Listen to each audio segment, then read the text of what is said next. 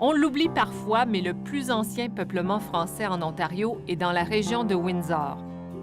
En 1701, les Français ont décidé de construire un fort le long de la rivière Détroit. Marcel Beneteau est sans doute un des descendants de ces premières familles du Détroit. Cet ancien travailleur de l'automobile est aussi un passionné d'histoire. Quand il a appris que certaines chansons acadiennes dataient de 1755, il est allé à la recherche des vieilles chansons de son coin de pays. Ce qu'il a découvert a changé le cours de sa vie. Il est retourné sur les bancs d'école, il a terminé son bac, il a fait un doctorat et il est devenu ethnologue. Au fil des ans, Marcel a recueilli et a catalogué plus de 2000 versions de chansons traditionnelles françaises du Détroit. Avec sa guitare, son accordéon et son harmonica, il a même compilé 3 disques de chansons folkloriques. Aujourd'hui, Marcel vit son rêve. Il a sa maison sur l'île Manitoulin, il est professeur à l'Université de Sudbury et il consacre sa vie à s'assurer que les découvertes qu'il a faites il y a 25 ans ne tomberont pas dans l'oubli à nouveau.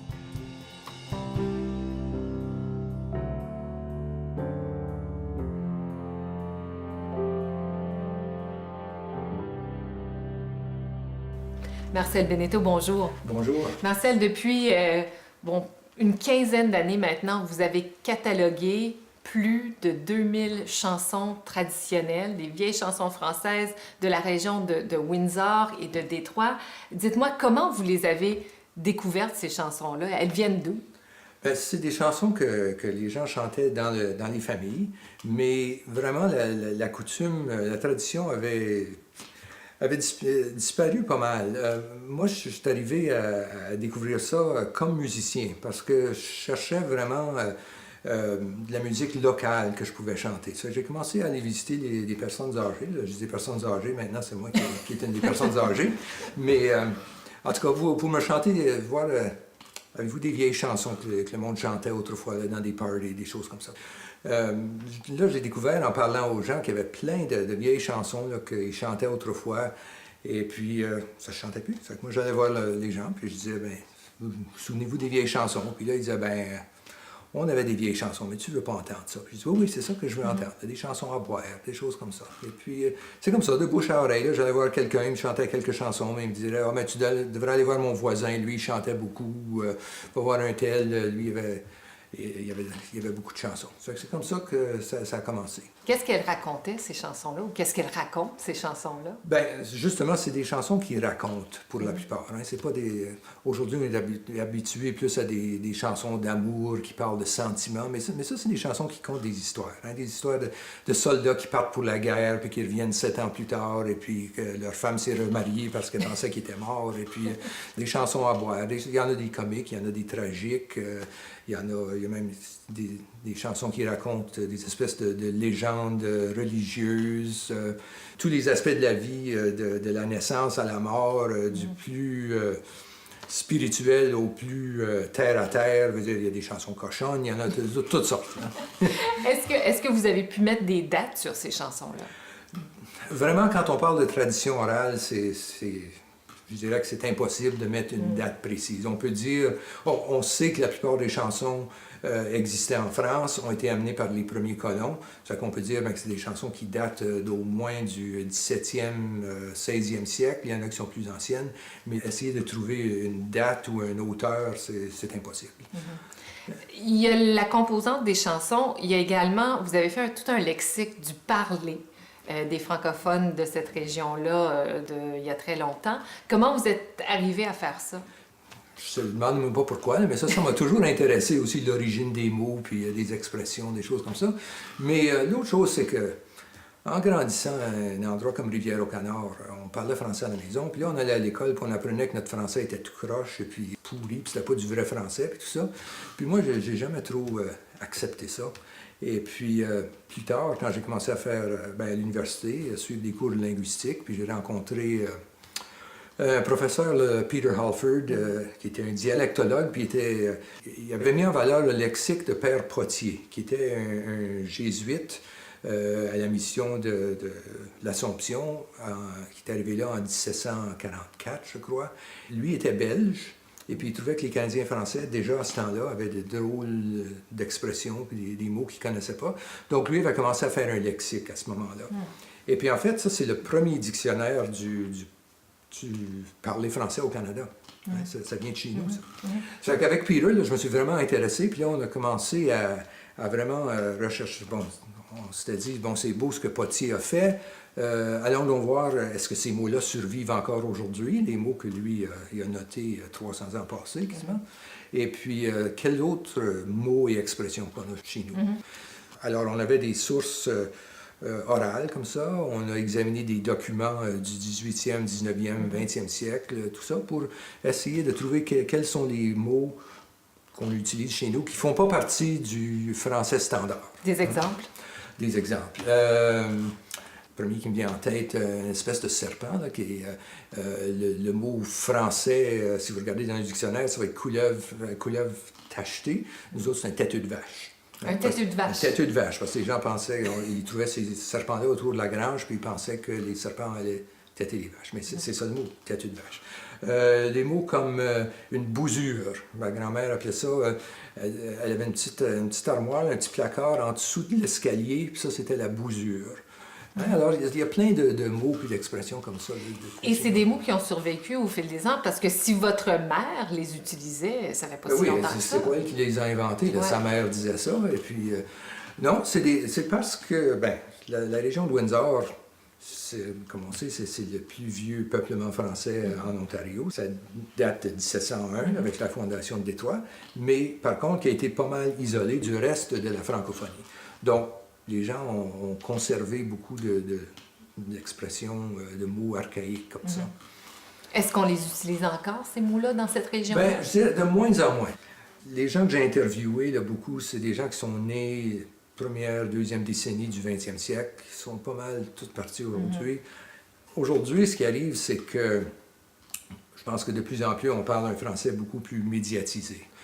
La culture vient plutôt des systèmes scolaires, des médias et tout ça, donc c'est un français plus international ou plus... standard, oui. Alors, le français régional, je pense, est en train de disparaître. Je pense que c'est pour ça que c'est important de faire ce lexique-là, pour au moins avoir un témoignage de notre contribution à la francophonie. Et quand vous alliez rencontrer ces personnes âgées et vous leur demandiez de chanter leurs vieilles chansons, comment ils réagissaient? Bien, souvent, comme je dis, des fois, ils me disaient « Oui, tu veux pas entendre ça », mais une fois qu'ils réalisaient ce que j'étais en train de faire, ils étaient contents. Hein? Puis je me rappelle Stella Meloche, qui était mon informatrice vedette, là, qui m'a chanté à peu près 150 chansons. Elle me disait, elle dit, ben, quand je vais être dans mon trou, il n'y a personne qui va chanter ça. Ça que je dois aussi mettre les données. La soirée de mes noces, bien tard après souper, j'ai reçu une lettre de mon commandant pour aller suivre les ordres, pour aller au combat. La campagne a été longue, a bien duré 7 ans. Au bout de la 7e de 7 ans tout au plus, au bout de la 7e, je m'en suis revenu. J'ai été frappé à la porte tout auprès de chez nous. L'hôtesse m'a reconnu, a dit, grand Dieu, c'est vous. Votre femme se marie, apprend un autre époux. Que l'on m'emporte ma coiffe, mon alliance est bénie. A dit, je m'en retourne à mon premier logis. A dit, je m'en retourne, le cœur tout réjoui.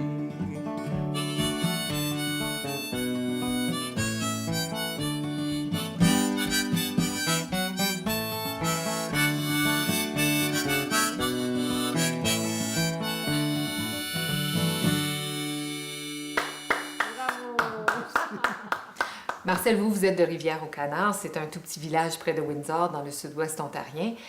Êtes-vous descendant, justement, d'un de ces premiers colons de Détroit? Disons, pas la première vague qui est arrivée à Détroit, là, en 1701, mais je pense des deux côtés, du côté des Benneteau, je pense qu'il y a 2 frères qui qui sont arrivés à peu près en 1735, et puis tous leurs descendants sont là. Et puis, côté de ma mère, les Bondy, eux aussi, c'est à peu près à la même date. Là. Ça fait que je sais qu'ils étaient déjà là en 1750 à peu près. Là. Vous êtes donc d'une famille francophone, mais dans un milieu très anglophone. Je ne sais pas si c'était le cas quand vous grandissiez. Est-ce que ça définit qui vous êtes devenu, ça? Bien, probablement. Je veux dire, c'était quand... j'étais à l'école en français, mais c'était quand même une école bilingue. Là. Il y avait deux... Première année française, première année anglaise, et puis, etc. Donc, moi, j'ai grandi vraiment avec les deux langues. On a toujours parlé français à la maison. Là. Mon père ne tolérait pas l'anglais à la maison, mais je sais que par le temps que j'ai commencé l'école, je parlais déjà anglais parce que les gens aujourd'hui, ils pensent que c'est quelque chose de nouveau, mais je peux vous dire que 55 ans passés, dans le cours d'école, la Rivière-au-Canard, c'est tout en anglais. Et cette passion pour l'histoire et cette passion pour ces vieilles chansons, c'est venu d'où, ça? C'est à l'école que vous avez appris ça, sur l'histoire des francophones de Rivière-au-Canard? C'est sûrement pas à l'école, parce que je sais pas pourquoi, je me suis déjà posé la question moi-même, d'où vient cette... mais je pense, j'aimais toujours les histoires. Hein? Et puis, je me souviens avec ma famille, là, comme au dîner, ma mère elle disait toujours bon, on va jouer à T'en souviens-tu? T'en souviens-tu? Puis là, c'était des choses qui avaient arrivé de notre vivant, ça fait que c'était pas de la vraie histoire, là, mais l'idée de se souvenir de choses et puis de raconter des choses du passé, c'est quelque chose que j'ai toujours aimé. Et puis, là, en vieillissant, puis en faisant des études, je trouvais ça curieux. Comment ça se fait que, quand même, on est... Windsor, c'est le plus ancien peuplement francophone en Ontario. Il n'y a personne qui sait ça. Même les gens de Windsor ne connaissent pas leur histoire. C'est quelque chose de vraiment d'unique là, en Ontario. Et puis là, en voyageant, tu viens de l'Ontario, tu viens de Sudbury, non? Tu viens d'Ottawa, non? Je viens de Windsor. Ah, Windsor, mais... Comment ça se fait que tu parles français? Ben oui, puis là, tu vas au Québec, et ils disent « Ah, vous êtes de l'Ontario, mais vous parlez très bien français. » Mais ça fait que je dis « Bon, OK, il faudrait que le monde s'instruise un peu, qu'ils savent qu'on a une histoire. » Personne ne considérait qu'on avait une culture, nous autres. La culture, c'est quelque chose qu'il fallait importer de l'extérieur. On va faire venir des chanteurs, on va faire venir quelqu'un d'Ottawa, on va faire venir du monde du Québec. Et puis, l'autre chose... qui m'agaçait toujours, c'est toute cette question d'assimilation. Puis là, quand je travaillais à Radio-Canada, c'était toujours le fun de voir quelqu'un de nouveau qui arrivait à Windsor, du Québec, là, pour faire leurs 2 ans à Windsor, et puis qui disait, tu veux compter sur ça, là, après à peu près 2 mois à Windsor, là, ils faisaient leur gros reportage sur l'assimilation. Mon Dieu, les gens sont assimilés ici. Et puis, ben oui, ça fait partie de notre réalité. On peut pas... On n'est pas juste entouré par les anglophones, on est entouré par les États-Unis. Hein. Compter des sexes, ça rentre dans les États-Unis comme ça. Là. Fait que oui, il faut célébrer la culture qu'on a. Donc, c'est ça vraiment que moi je voulais faire. Hein. Pas pour me plaindre de qu'est-ce qu'on a perdu puis qu'on est assimilé. C'est non, on a notre propre culture dynamique qui mérite d'être connue. Il y a eu cette passion pour l'histoire, mais vous êtes également musicien. Oui. Alors, comment est-ce qu'un jeune musicien qui se passionne pour des vieilles chansons fait sa marque? Bien, il faudrait voir quelle sorte de marque que j'ai faite, là, mais... je veux dire, grandissant à Windsor, là, on n'avait pas de radio ou télévision française avant que je sois... déjà formé. Ouais, les années 70, oui. Moi, j'ai grandi sur Motown et puis le rock and roll du Détroit. Puis oui, j'étais musicien, mais c'était plus Bob Dylan puis Neil Young. Je connaissais rien dans la musique canadienne, québécoise. Et puis Paulette Richer, qui était à Radio-Canada, elle, ça faisait... Dans ce temps-là, il y avait le mandat d'essayer de développer du talent local. Et puis, elle savait que j'étais musicien, puis moi puis mon frère. Puis elle nous invitait toujours à aller chanter à des soirées... Des cafés chantants, ça. Puis je disais, ouais, mais on n'a pas de répertoire français. Fait que là, on nous donnait des cassettes, là, je sais pas, Richard Séguin, puis des choses. Je disais, apprenez ça, là, c'est votre style. Mais je dis, non, pourquoi j'apprendrais des chansons des autres? Mais entre-temps, j'avais découvert des groupes comme 1755, le groupe acadien, puis les autres chantaient des chansons du folklore acadien avec leur gros accent acadien. Puis je disais, ben, il devrait en avoir des chansons comme ça chez nous. Je sais que le monde chantait autrefois. C'est comme ça que je me suis mis à la recherche de chansons pour avoir un répertoire. Bon, faire ma marque. Moi, je dis toujours, t'as pas besoin d'être bon, t'as juste besoin d'être le seul. Personne d'autre qui faisait ça, ça fait que du monde, ça les intéressait. Puis, maintenant, c'était une passion, c'était un passe-temps jusqu'à un certain point. Comment est-ce qu'on passe d'un travailleur de l'automobile à professeur d'université? Ben, j'avais commencé à collecter des chansons, là, puis faire de la musique, mais je veux dire, il n'y avait pas beaucoup d'avenir là-dedans. Mais quand même, j'étais rendu à 10 ans là, à l'usine, puis je disais, OK, là, il faut que je fasse quelque chose, soit que je ferme ma gueule, puis je fais mes 30 ans, puis je prends ma retraite, comme tout le monde, ou sortir tout de suite l'un ou l'autre. Fait que là, j'ai décidé de retourner aux études. J'avais commencé l'université là, à 18 ans, 19 ans, comme tout le monde, mais après un an, j'avais laissé tomber, puis voyager, puis fait toutes sortes de choses. Fait que là, je suis retourné, j'ai fini mon bac en français à l'Université de Windsor. Puis c'est là que j'ai rencontré Peter Halford, qui s'intéressait beaucoup dans ce que je faisais avec les chansons, et puis m'a donné une formation en linguistique, et puis m'a convaincu que je devrais poursuivre mes études. Parce que l'idée, c'était de travailler l'aspect linguistique des chansons. Je disais, là, pourquoi pas juste travailler sur les chansons, faire une maîtrise en ethnologie au lieu. Puis là, la seule place pour faire ça, c'était à l'Université Laval, en français. Il y a Laval à Québec, puis Memorial à Terre-Neuve. Donc, je suis allé là pour faire ma maîtrise, et puis là, j'ai fait 1 an de scolarité pour ma maîtrise, puis là, ils ont dit... Donc, par ce temps-là, j'avais déjà recueilli à peu près 2000 chansons. Ils ont dit, t'en as bien trop pour faire une maîtrise. Laisse faire la maîtrise, va directement au doctorat. Il y en a qui sautent la 2e année. Vous avez sauté la maîtrise. Oui, c'est ça. Ça fait que j'ai pas de maîtrise.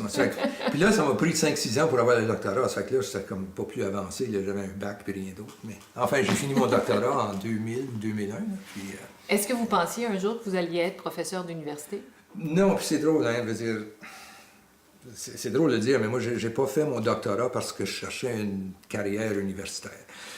J'avais fait toutes ces recherches-là sur les chansons, j'avais recueilli les chansons, je m'étais dit, bon, ben, si je fais un doctorat, puis je suis obligé d'écrire une thèse, ça va me forcer d'organiser ça et puis publier éventuellement. Mais aussi, comme, oui, je chantais les chansons, et puis j'ai fait des disques et tout ça, mais je voulais que les chansons soient reconnues aussi par... pas juste du côté populaire, là, mais comme par la communauté universitaire aussi. Ma directrice de doctorat, Anne-Marie Dédouis, trouvait qu'un doctorat, c'était pas assez. Ça fait qu'elle m'a fait mettre toute une composante linguistique. Donc ça m'a poussé à faire le côté, le lexique qu'on a éventuellement publié aussi. Donc c'est tout venu ensemble comme ça. Puis, mais là, rendu avec un doctorat, mais... Qu'est-ce que tu peux faire à part... On ne retourne pas chez GM. Non. Fait que, éventuellement, j'ai trouvé... j'ai enseigné comme chargé de cours à l'Université de Windsor.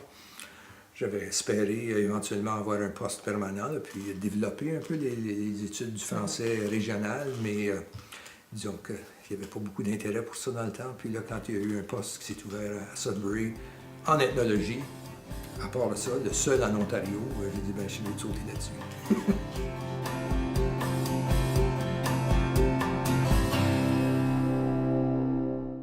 Vous êtes au fil des années devenu un peu un photographe amateur et un spécialiste des plantes ici sur l'île. Hein? Oui, bien spécialiste, faut pas exagérer, mais ça, oui, ça...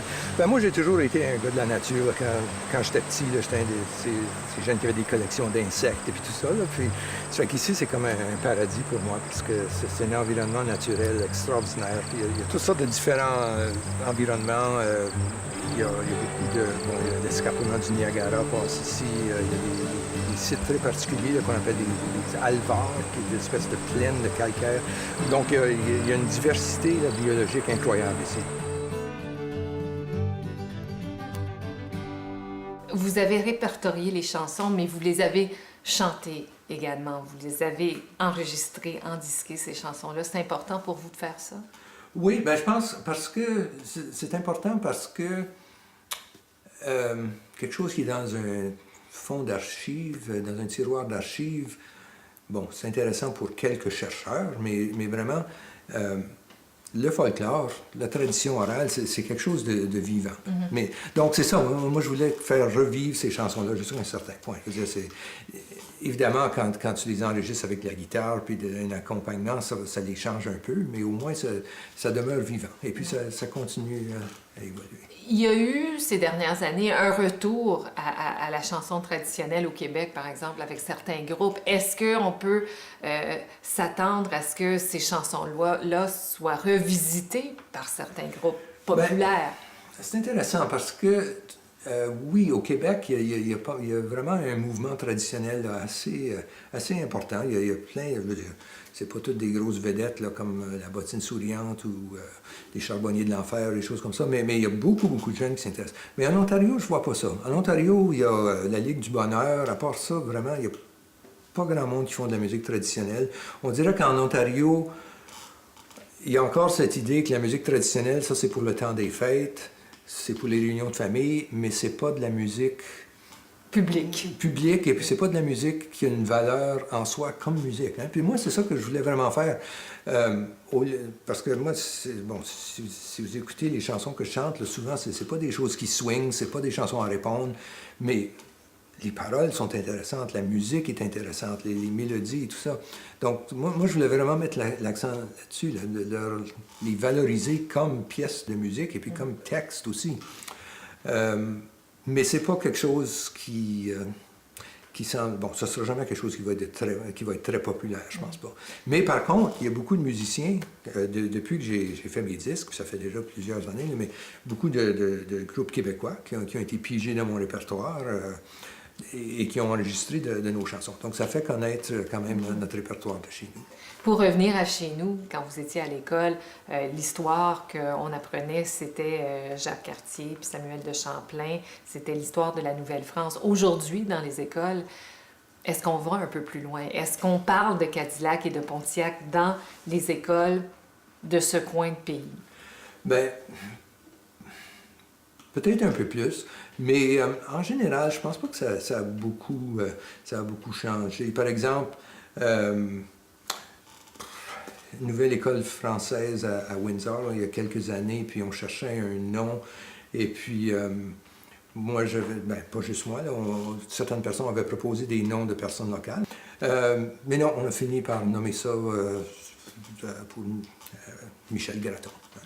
Bon, moi je dis, bon, c'est bien beau tout ce qu'il fait, mais pour les gens de Windsor, est-ce que ça leur dit vraiment quelque chose, ça? Ou est-ce que valoriser quelque chose de leur culture locale, quelque chose dont ils peuvent être fiers, que c'est hey, c'est nous autres qui a fait ça? Pourquoi vous pensez que c'est comme ça? Est-ce que ça a toujours été un peu comme ça? Ça a toujours été un peu comme ça. Je pense que dans beaucoup de cas, disons, les personnes, disons, les classes dirigeantes, les personnes qui sont vraiment engagées dans la francophonie, c'est souvent des gens de l'extérieur. Et puis, je pense, ça revient à cette idée-là que la culture, c'est quelque chose qu'on doit importer chez nous. Et puis, ça va non seulement pour la culture, mais l'engagement politique, la fierté, tout ça. Il n'y a personne qui pense qu'on peut aller puiser ça dans des sources plus près de chez nous. Est-ce que vous avez découvert tout ce qu'il y a à découvrir? Oh, ben ça, on ne peut jamais tout découvrir ce qu'il y a à découvrir, mais non, parce que effectivement, les choses évoluent, les choses changent. Disons, moi, ce que j'ai fait, c'est... J'ai peut-être comblé une certaine lacune. Hein. Je veux dire, Germain Lemieux a fait des enquêtes dans le nord de l'Ontario, Marius Barbeau, puis bon, au Québec, Anselme Chiasson en Acadie. Personne n'avait fait ça chez nous. Et puis, dans un certain sens, moi j'ai attrapé la dernière génération, disons, de cette... Hein, c'est tous des gens là, qui sont nés avant 1930, là, qui ont vraiment grandi dans un monde, hein, même chez nous, qui était encore un peu pré-industriel, et puis où c'était vraiment une culture orale. Bon, j'ai pu attraper là, les derniers représentants de cette génération-là. Donc ça c'est pas mal fini. Et puis, beaucoup de ces choses-là n'ont pas été transmises aux générations suivantes. Mais ça ne veut pas dire qu'on n'a pas toujours une culture vivante qui reflète notre réalité, avec toutes les influences d'autres cultures, d'autres langues, tout, mais les gens ont encore des coutumes, ils ont leur façon de faire des choses, leur façon de parler, tout ça. Donc, non, il reste encore beaucoup de travail à faire, je suis certain. Marcel Benetto, merci beaucoup.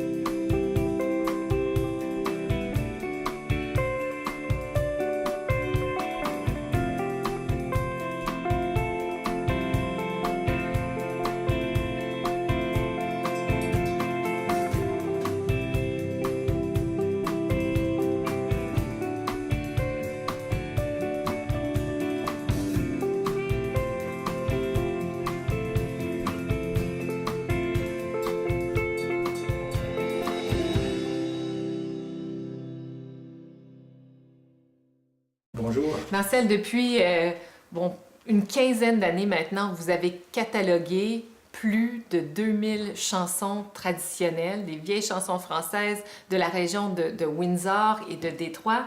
Dites-moi, comment vous les avez découvertes, ces chansons-là? Elles viennent d'où?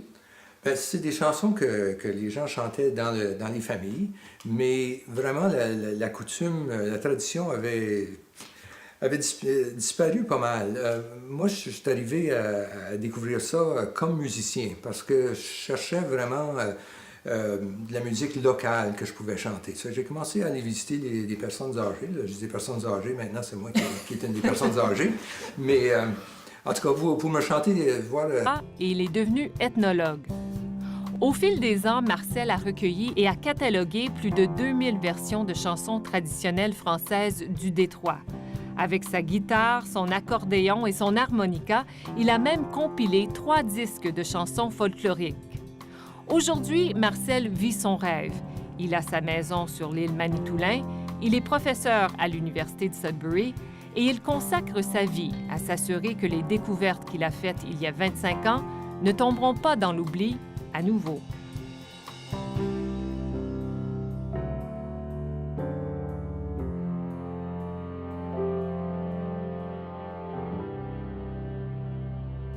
Marcel Benetto, bonjour.